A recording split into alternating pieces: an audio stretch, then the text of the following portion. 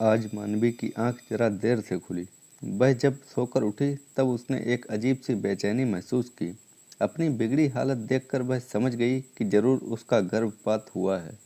तब उसने अधीरता से रवि को आवाज़ लगाई, पर उसकी आवाज़ उसे सुनाई नहीं दी। जरूर रवि मेरे लिए चाय बना रहा होगा, यही सोचकर वह देर तक आंखें मूंदे बिस्तर पर पड़ी रही। लेकिन जब काफ़ी देर के बाद भी रवि नहीं आया, तब मानवी का माथा ठनका। फिर वह किसी तरह अपनी बची शक्ति समेटकर बड़ी मुश्किल से उठी और धीरे धीरे चलती हुई किचन की तरफ बढ़ गई। पर यह क्या, रवि तो किचन में भी नहीं था। तभी उसकी नज़र घर में फैले सामान पर पड़ी। सामने वाली अलमारी का ताला टूटा पड़ा था और उसमें रखा सारा कीमती सामान गायब था। ये सब देखकर मानवी की चीख निकल गई। तब वह धम से सामने पड़े सोफे पर बैठ गई और अनायास ही उसका दिल भर आया।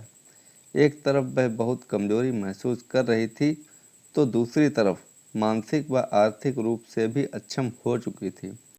उसे आज समझ आ रहा था कि उसने रवि के साथ लिव इन में रहकर कितनी बड़ी भूल की है। कुछ भी ऐसा मत करना मेरी बेटी, जिससे बाद में हमें पछताना पड़े।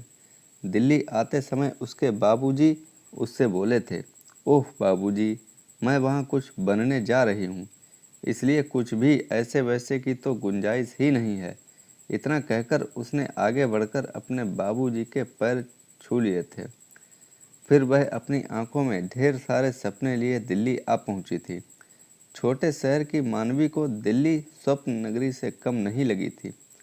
अपनी मंजिल की तरफ बढ़ते हुए कब रवि का उसका हमसफ़र बन बैठा, इसका एहसास तो उसे बहुत देर में हुआ। तभी अचानक मानवी को याद आने लगा कि रात को रवि ने जो ड्रिंक उसे ऑफर किया था, जरूर उसमें ही कुछ मिलाया होगा। तभी तो उस ड्रिंक को पीते ही उसे बेहोशी छाने लगी थी और शायद इसी वजह से उसका यह गर्भपात हुआ। अब तो जैसे उसकी सोचने समझने की शक्ति चुक गई थी। अभी कल ही तो रवि ने उससे मंदिर में शादी की थी। वैसे यह बात नहीं थी कि मानवी ने यह निर्णय जल्दबाजी में लिया था, बल्कि लगातार 2 साल लिव इन में रहने के बाद ही उसने यह निर्णय लिया था। फिर अचानक मानवी को सारी बातें रवि की सोची समझी चाल का हिस्सा लगने लगी थी। 2 महीने का गर्भ है मुझे, अब तो शादी कर लो मुझसे। मानवी जब रवि से बोली तो वह खुश होने के बजाय उल्टा उस पर ही बरस पड़ा था। पता नहीं तुम आजकल की लड़कियों को क्या होता जा रहा है। सरकार गर्भ निरोध के नित नए तरीकों पर लाखों रुपए बर्बाद कर रही है, पर तुम लोगों के कानों पर तो जूं तक नहीं रेंगती। मैं तो मस्त मौला हूँ, पर तुम तो ध्यान रख सकती थी। रवि अचानक आक्रामक हो उठा था। ये सब सुनकर मानवी का मुंह उतर गया था। फिर वह रुआंसी सी अपने कमरे की तरफ बढ़ गई थी। थोड़ी देर रो लेने के बाद जब उसका जी हल्का हुआ, तब उसने रवि को अपने सामने खड़ा पाया। उसके हाथ में एक ट्रे थी, जिसमें कॉफ़ी के 2 मग और मानवी के मनपसंद वेज सैंडविच थे। लो जाने मन, गुस्सा थूको और नाश्ता कर लो। ऐसी स्थिति में तो तुम्हें बिल्कुल भूखा नहीं रहना चाहिए, और फिर हमारा नन्हा शैतान भी तो भूखा होगा। इतना कहकर रवि ने अपने हाथों में पकड़ी ट्रे मानवी के सामने रख दी थी। वैसे तुम तो जानते हो, पर अनजान बनने का नाटक करते हो। शायद इसी वजह से मैं तुम्हें अपना दिल दे बैठी। इतना कहकर मानवी ने रवि को खींचकर अपने पास बैठा लिया और फिर वे दोनों नाश्ता करने लगे। मानवी ऐसा करते हैं कि आज दोपहर में मूवी देखते हैं और फिर लंच भी बाहर ही कर लेंगे। रवि खाली ट्रे उठाता हुआ बोला, पर हाँ, आज का सारा खर्च तुम्हें ही करना होगा, क्योंकि मेरी हालत ज़रा टाइट है। वह तो ठीक है जनाब, पर आज तुम्हारा आशिकी भरा व्यवहार देखकर मुझे तुम पर बहुत प्यार आ रहा है। यह कहते कहते वह रवि से लिपट गई थी। मैं एक बात सोच रहा था कि अगर अब जिम्मेदारी आ रही है तो उससे निपटने के लिए प्लानिंग भी करनी पड़ेगी।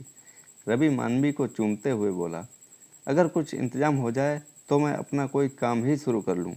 मुझे तो इस बंधी बंधाई कमाई वाली प्राइवेट नौकरी में आगे बढ़ने के कोई आसार नज़र नहीं आ रहे हैं।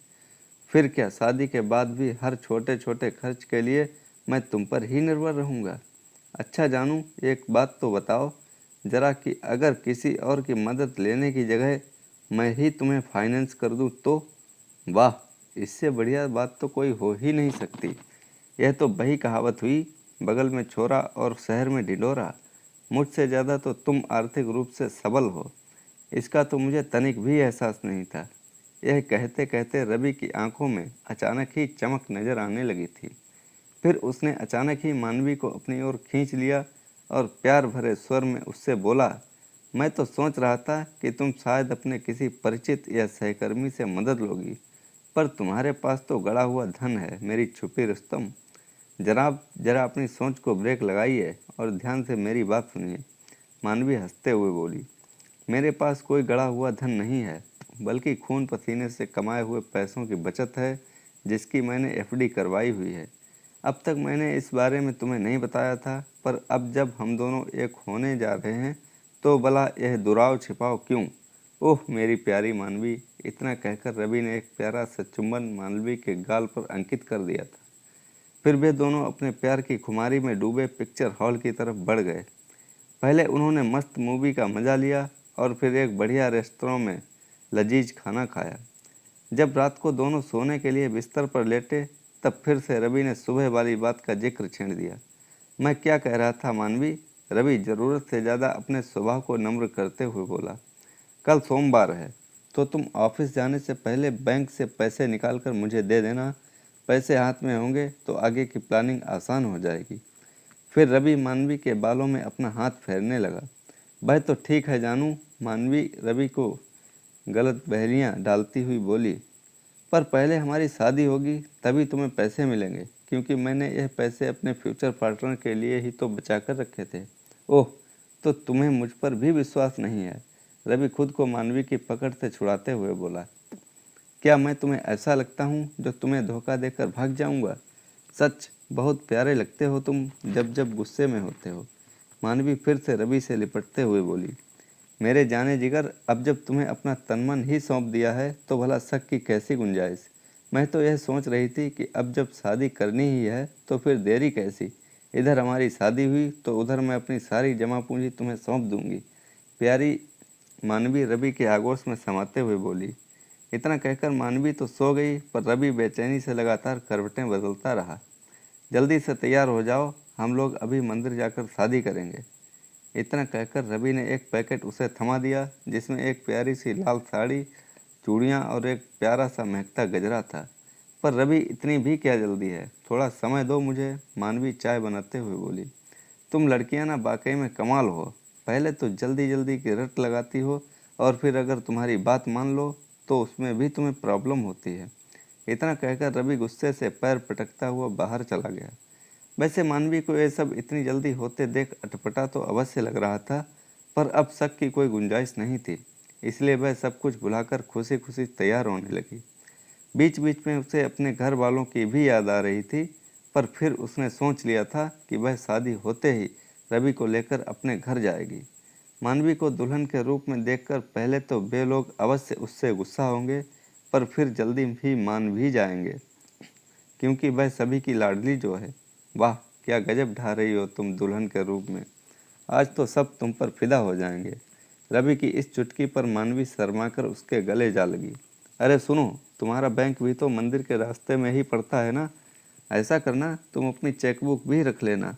रवि कुछ सोचते हुए बोला, तुम भी ना हर काम जल्दी में ही करते हो, मानवी अपना मांग टीका ठीक करते हुए बोली।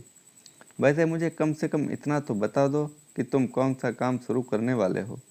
मैडम, यह सरप्राइज है तुम्हारे लिए, बस यह समझ लो कि यह शादी का तोहफा होगा तुम्हारे लिए।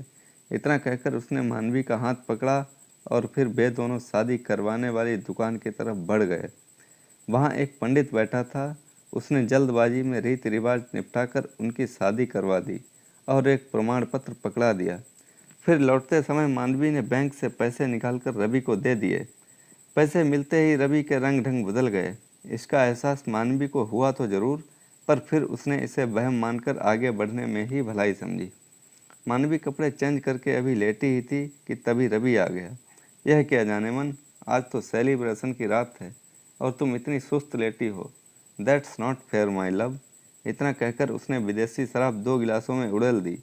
वैसे तो मानवी थकी होने के कारण सोना चाहती थी, पर वह रवि को भी तो परेशान नहीं कर सकती थी। फिर वह तुरंत उठी और रवि के पास जाकर बैठ गई, कहकर इधर दोनों ने के गिलास आपस में टकराए तो उधर एक अजीब सा उन्माद छा गया मानवी पर। फिर थोड़ी देर बाद उसकी आंखें भारी होने लगीं और वह सो गई। जब आंखें खुली तो रवि का सारा सच उसके सामने आ गया था। अभी वह इसी ऊहापोह में थी कि क्या करें, तभी उसके मोबाइल फ़ोन पर उसकी सहेली रम्या का फ़ोन आ गया। क्या यार, 2 दिन से ऑफिस क्यों नहीं आई? रम्या हंसते हुए बोली। कुछ नहीं यार, तू अभी बिजी है तो मैं बाद में कॉल करती हूँ। रम्या ने चुटकी ली। ऐसा कुछ नहीं है यार, इतना कहकर मानवी रोने लगी। तू रो मत, मैं अभी आती हूँ। फिर चिंता तो रम्या सारा काम बीच में ही छोड़कर मानवी के पास पहुँच गई। मानवी की इतनी बुरी हालत देखकर रम्या भी सकते में आ गई। फिर मानवी ने भारी मन से रम्या को सब कुछ बता दिया। मैं तो तुझे पहले ही समझाती थी कि मत पड़ इस लिव इन के चक्कर में, पर तब तो मैडम पर इश्क का भूत जो सवार था। लिव इन एक कच्चा रिश्ता होता है जो किसी को भी सुख नहीं देता। रम्या गुस्से में बोली जा रही थी। मैं तो आत्महत्या करके अपना जीवन ही समाप्त कर दूंगी। आखिर किस मुंह से मैं अपना सामना करूंगी अपने घर वालों का? इतना कहकर मानवी फिर से रोने लगी। आत्महत्या के बारे में सोचना भी मत, यह कहकर रम्या मानवी को समझाने लगी। देख मानवी, अब तक तो तूने जो कुछ किया गलत किया, पर अब संभल जा। रही बात तेरे परिवार वालों की, तो यह बात समझ ले कि हमारी लाख गलतियों के बावजूद जो हमें स्वीकार करता है वह हमारा परिवार ही होता है। तू शायद यह नहीं जानती कि अपने दोस्त तो हम चुनते हैं, पर हमें हमारी फैमिली चुनती है। शुरू में तो तेरे परिवार वाले तेरे शुभ चिंतक होने के नाते तुझे अवश्य डांटेंगे, लेकिन फिर तुझे खुले मन से स्वीकार भी कर लेंगे। आत्महत्या तो रवि को करनी चाहिए, जो तूने तो उससे सच्चे दिल से चाहा था, पर दगाबाज तो वही निकला जो तुझे आर्थिक, मानसिक व शारीरिक स्तर पर धोखा देकर चंपत हो गया। वह शातिर तो तेरे पैसों पर ऐश कर रहा होगा और तू यहाँ रो रो कर बेहाल हो रही है। फिर रम्या ने उसके आंसू पोंछे और उसे अपनी कार में बैठाकर डॉक्टर के पास ले गई। डॉक्टर ने पहले मानवी का चेकअप किया और फिर उसे थोड़े उपचार के बाद कुछ दवाएं लिख दी, जिनसे मानवी को बहुत आराम मिला। इसी बीच रम्या ने मानवी द्वारा बताए गए नंबर पर उसके घर वालों से संपर्क किया और उन्हें सारी बात बता दी। फिर क्या था, शाम होते ही मानवी के घर वाले उसे लेने आ पहुँचे। मानवी की मनोदशा उसकी माँ ने तुरंत भांप ली और उसे अपने प्यार भरे आंचल में समेट लिया। पर मानवी की गलतियों पर उसके बाबूजी ने उसे बहुत डांटा। फिर इस बात का एहसास होते ही कि मानवी को अपनी गलतियों का एहसास है, उन्होंने उसे माफ़ भी कर दिया। मानवी अपने घर वालों के साथ अपने घर चली गई। रम्या उसकी कार को जाते हुए तब तक देखती रही जब तक कार उसकी आंखों से ओझल नहीं हो गई। एक तरफ जहां उसे अपनी सहेली से बिछड़ना बहुत खल रहा था, वहीं दूसरी तरफ उसे इस बात की बेहद खुशी थी कि चाहे देर से ही सही उसकी सहेली उसे मकड़जाल से बाहर निकालने में सफल हो गई थी, जिसे उसने अपनी नासमझी से अपने इर्द गिर्द बुना था। तो दोस्तों, कैसी लगी ये कहानी? लाइक करें, कमेंट में हमें बताएं और चैनल को सब्सक्राइब करना ना भूलें। धन्यवाद।